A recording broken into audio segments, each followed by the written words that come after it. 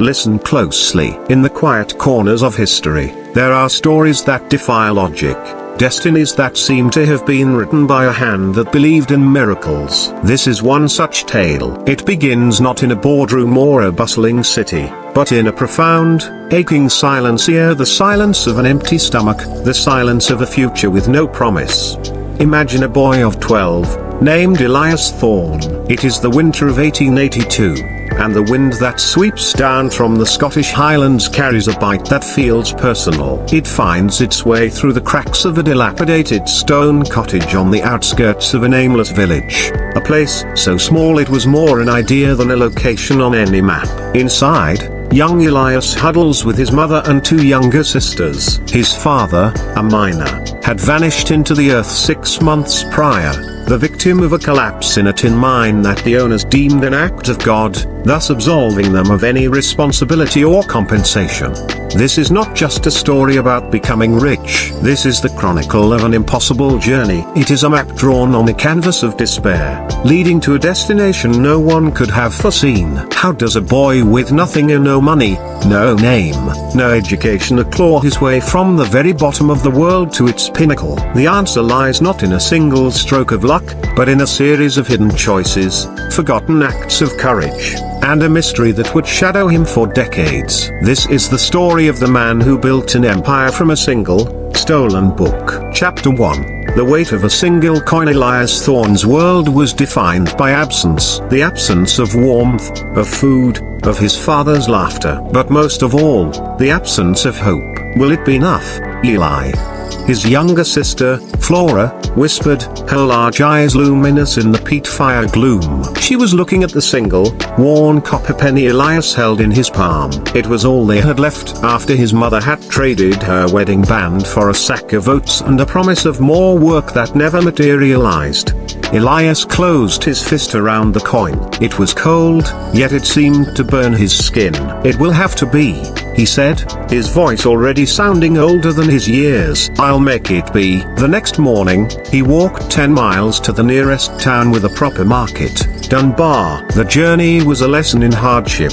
His thin shoes offered no protection from the frozen mud, and the wind whipped his threadbare coat around his shivering frame. The market was a universe of sensory overload. The shouts of fishmongers, the rich smell of roasting chestnuts, the vibrant colors of woven cloth. For Elias, it was a gallery of everything he could not have. He stood for an hour, the penny growing damp in his sweaty hand. He watched a baker sell loaves of bread for 2 pence. He saw a farmer sell a chicken for 5. His single coin was a mockery. Despair began to curdle in his stomach. Then, his eyes fell upon a different stall, one quieter than the others. It was piled high with books, their spines cracked and leather faded. The old man behind the stall sat on a stool, reading, seemingly indifferent to the commerce around him, driven by an impulse he didn't understand.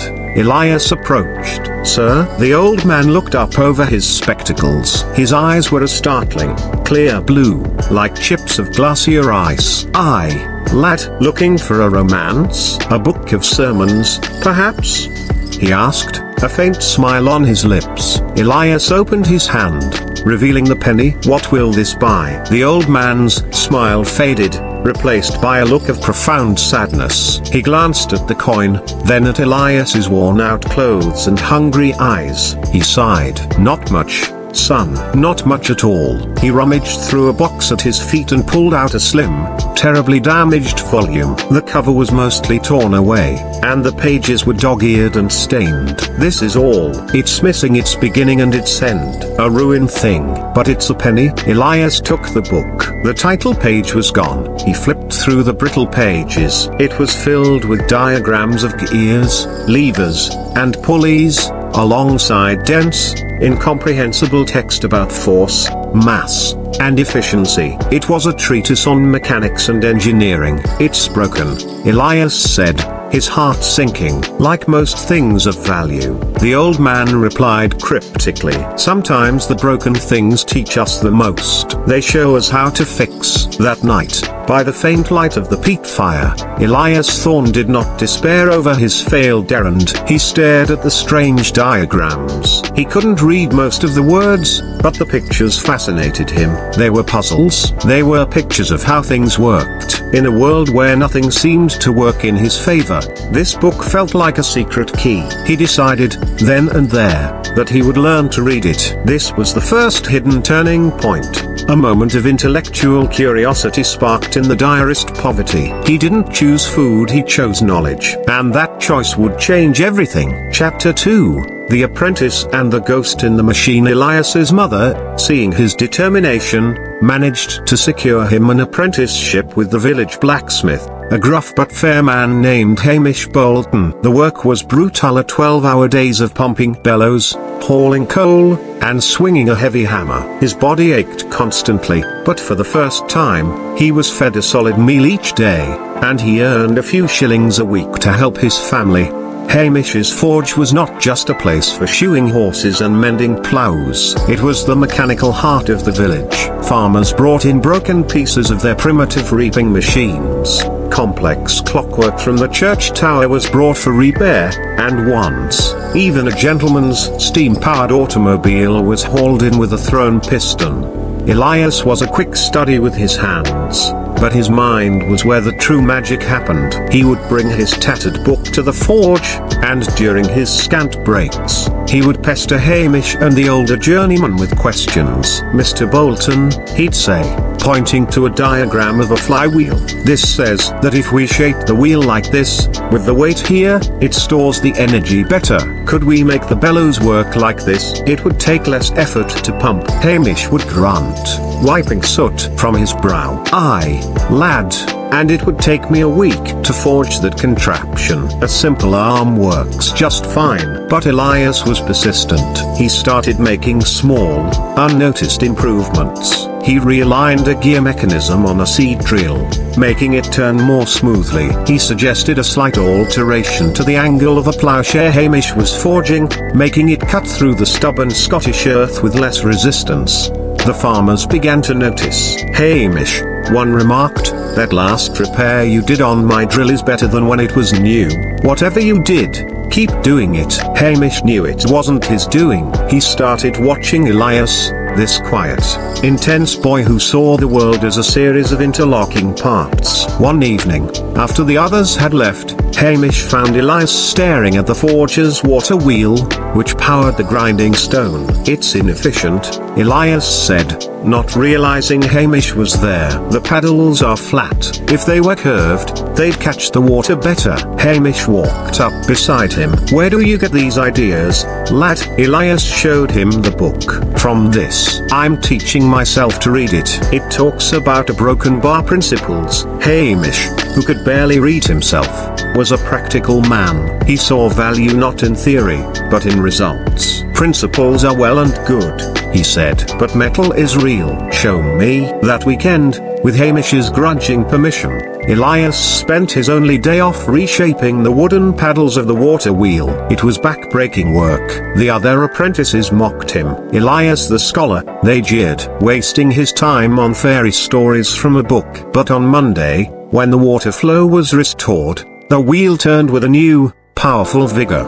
The grinding stone spun faster and truer than it ever had. The noise of the forge changed. It was a deeper, more purposeful hum. Hamish said nothing. He simply clapped a heavy hand on Elias's shoulder and nodded. It was the only praise Elias would receive, but it was enough. He had taken a principle from a broken book and made it real. He had fixed something. In that moment, the poor boy wasn't just an apprentice, he was an inventor. The ghost in the machine had begun to speak to him. Chapter 3. The Turning Point. A bridge of his own design. In 1889, when Elias was 19, a catastrophe presented an opportunity. A flash flood had washed away the only bridge connecting their village to the main road to Glasgow. The river was still swollen and treacherous, isolating the village and cutting off the farmers from their primary market. The local landowner, a distant aristocrat, refused to pay for a new bridge, deeming the village economically unviable. A council of village elders was held in the pub. Despair hung thick in the air, mingling with the smell of ale and damp wool. "We're finished," the pub owner lamented. "Without the bridge, the carters won't come. My ale will spoil. The crops will rot in the fields." Hamish Bolton, now showing his age, sighed. "It would take months to build a stone bridge like the old one. We don't have the money or the men." Elias, who had been listening quietly from the corner, spoke up. His voice was steady, but inside, his heart was pounding. "We don't need a stone bridge." All eyes turned to him. The blacksmith's apprentice, the boy with the book. Thorn, and what would we build it with? "Wishful thinking," sneered the miller. "With iron and wood," Elias said. He walked to the hearth and, using a piece of charcoal, began to draw on the stone floor. He sketched not the graceful arch of the old bridge, but a strange, skeletal structure of interlocking triangles. "It's called a truss bridge. I've been reading about it. It uses geometry to distribute the weight. We can prefabricate the iron sections in the forge. We can build it in weeks, not months. It will be stronger and lighter than stone." The room was silent, save for the crackling of the fire. They were looking at him as if he just proposed building a bridge to the moon. "It's madness," the miller scoffed. Hamish Bolton stared at the drawing. He had seen what this boy could do. He had seen the water wheel. He saw the fierce intelligence in Elias's eyes. He slammed his tankard on the table. "The lad has never been wrong about metal. I'll vouch for him. We have no other choice." What followed was a month of superhuman effort. Elias, acting as chief engineer, worked day and night. He directed the men, calculated the stresses, and designed the custom fixtures. He was no longer a boy, but a leader.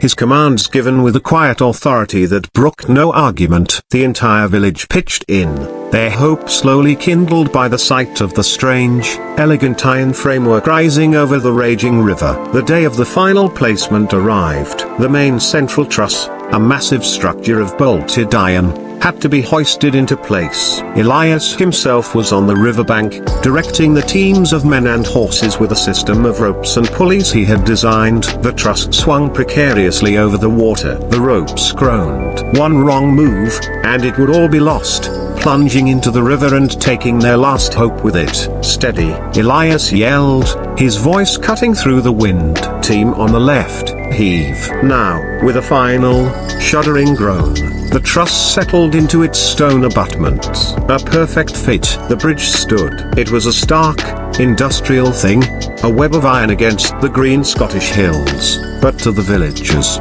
it was the most beautiful sight in the world. A cheer went up, loud and long. Men clapped Elias on the back, their earlier skepticism replaced with awe. In that moment, Elias Thorne was no longer the poor miner's son.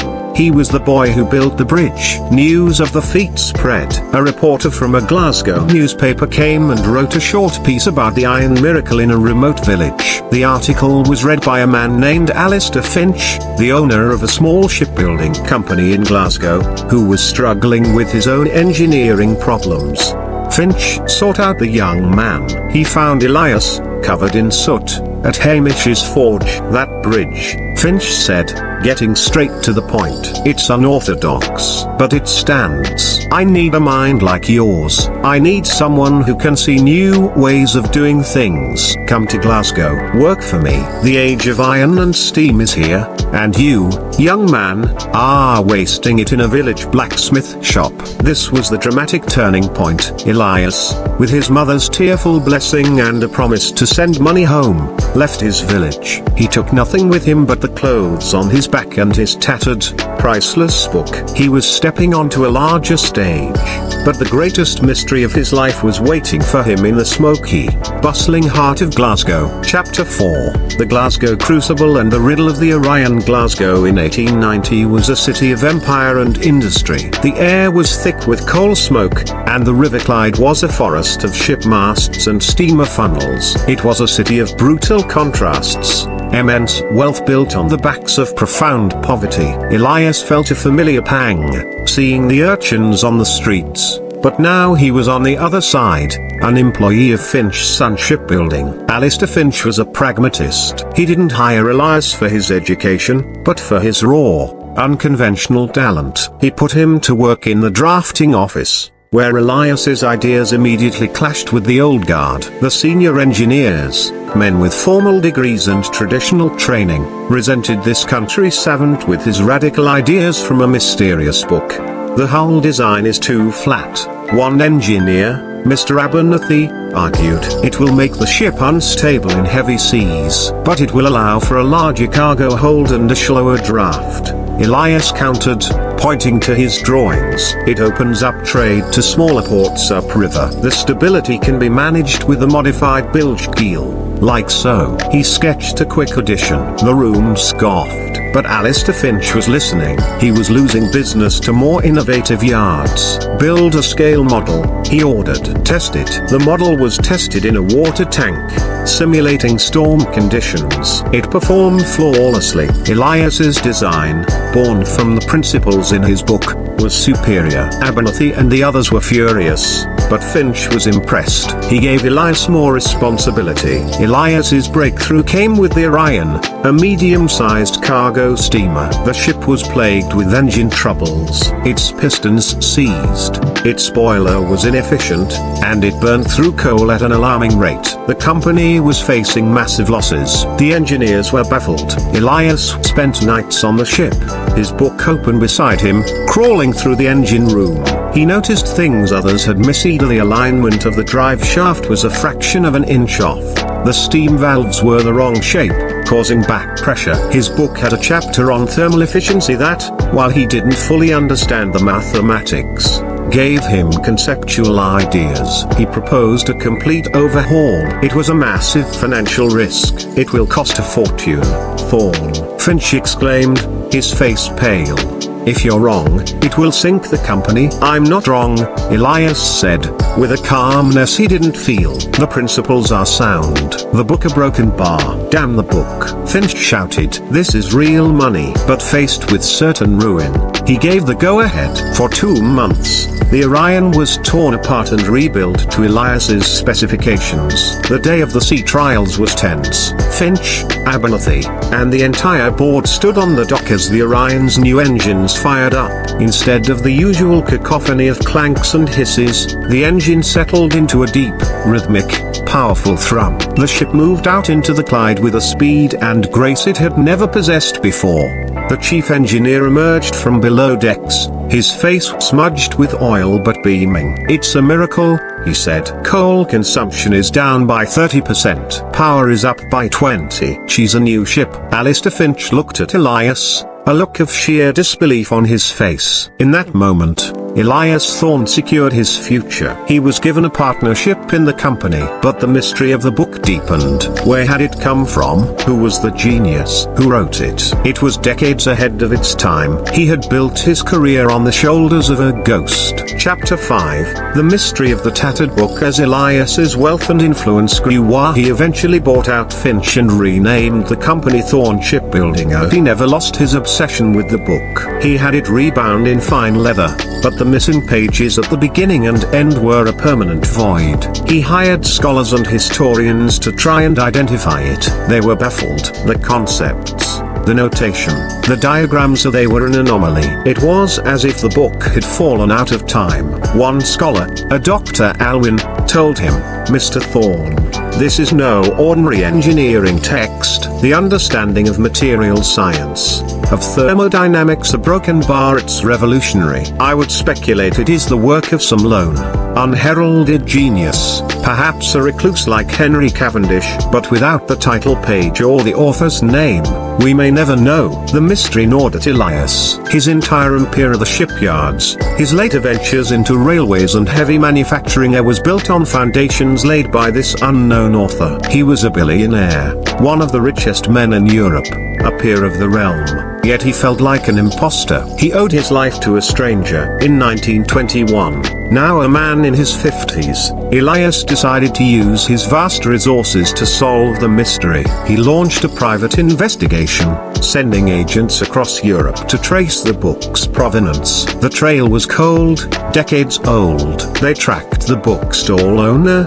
only to find he had died years before. They searched records of private libraries and university collections, looking for a match to the unique content. The breakthrough came from an unlikely source. One of his agents, searching through the archives of a defunct patent office in London, found a file drawing that was a near-perfect match for one of the early diagrams in Elias's book. It was part of a patent application for an improved centrifugal pump. The application had been rejected for being overly complex and theoretically unsound. The applicant's name was listed as Dr. Alistair P. Muir. Elias's agents found out, searching for any record of a Dr. Alistair P. Muir. They found a death certificate. He had died in a poorhouse in Edinburgh in 1881, the year before Elias bought the book. He had been a teacher of mathematics and natural philosophy, dismissed from his post at a small academy for his eccentric and impractical theories. He had died penniless and forgotten, his life's work scattered and lost. Elias Thorne, now Lord Thorne, took his private train to Edinburgh. He stood before the unmarked pauper's grave where Muir was buried. He was a tall, powerful man in an expensive overcoat, standing in the rain over a patch of weeds. The contrast was staggering. He had found his ghost. The genius whose mind had built his empire lay in an anonymous grave. The injustice of it struck Elias to his core. Muir had possessed the vision, but not the means or the luck to see it realized. Elias had possessed the drive and the opportunity, but his mind had been shaped by Muir's. He had spent his life feeling like he was standing on the shoulders of a giant. Now he knew the giant's name, and that he had fallen, unseen.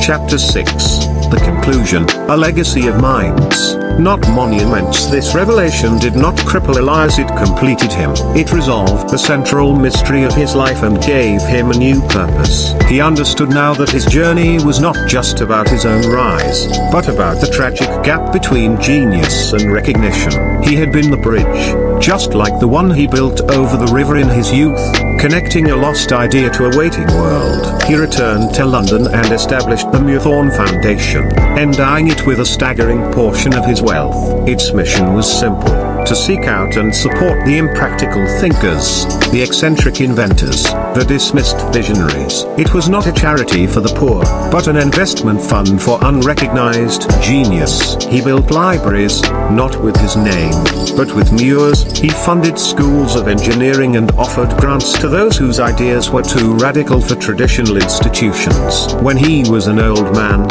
a journalist asked him for the secret to his success. The expected answer was hard work or perseverance. Elias Thorne shook his head. He walked to a vault in his study and brought out the tattered book, now preserved under glass. "The secret," he said, his voice soft but firm, "is that success is never a solo endeavor. I was given a key forged in the mind of a forgotten man named Alistair Muir. My journey was impossible, but it was not mine alone. I was simply the one who found the key and was stubborn enough to try every lock." He died a peaceful death in 1945, a billionaire many times over, but his will stipulated a simple, private funeral. His public monument was not a statue, but the foundation that continues its work to this day. The story of Elias Thorne is the ultimate history story. It is a tale that moves from the crushing silence of poverty to the roaring triumph of industry. But its most powerful lesson is one of humility and connection. It teaches us that the most impossible journeys begin with a single, curious step, and that the greatest fortunes are built not just on gold, but on the legacy of ideas, and on the courage to believe in the broken, the lost, and the forgotten. The poor boy from the Highlands did not just become a billionaire, he became the keeper of a flame, ensuring that the next Alistair Muir would have a bridge to cross, and the next Elias Thorne would find a key waiting in the darkness.